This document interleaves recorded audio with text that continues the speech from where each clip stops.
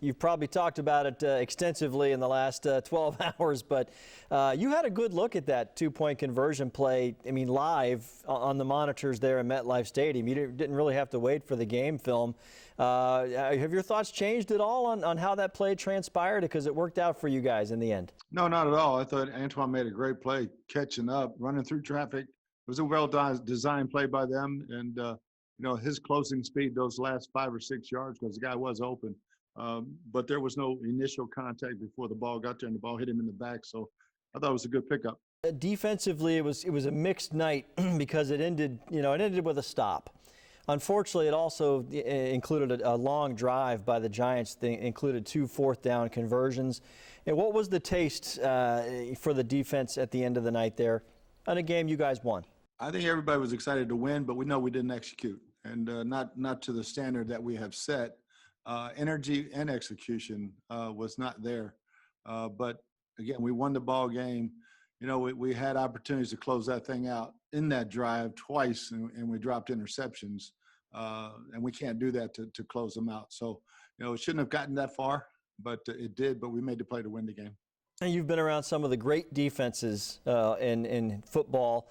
And, of course, Bucs fans remember the defense here from the late 90s, early 2000s. And there was a trait that all those great defenses have. It's like they don't ask if they're going to get a turnover that day. They know they're getting their hands on the football. It's a matter of who's going to do it.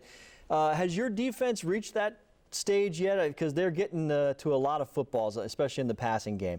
Oh, yeah, I don't think there's any doubt.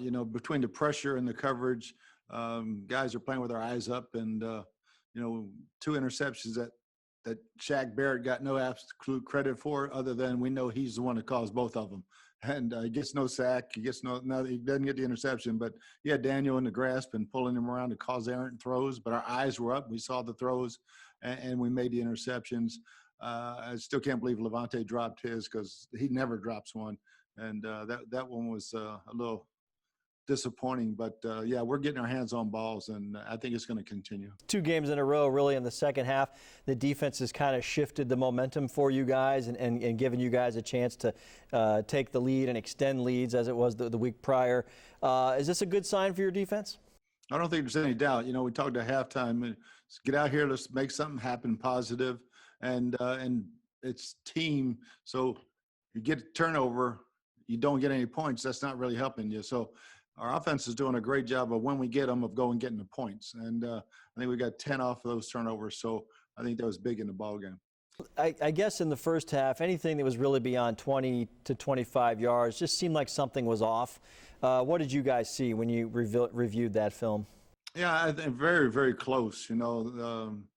I think we reached for the ball too soon a couple of times and let the DB just put his hand up, and the ball would bounce off his arm.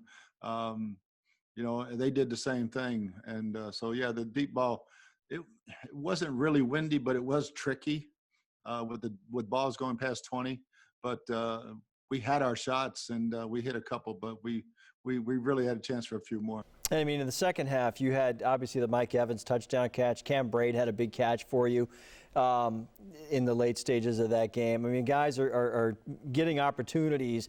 They're making plays. I mean, the game was on the line when those catches were made.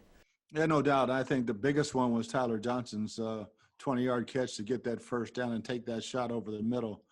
Great ball by Tom, but he knew he was going to get hit.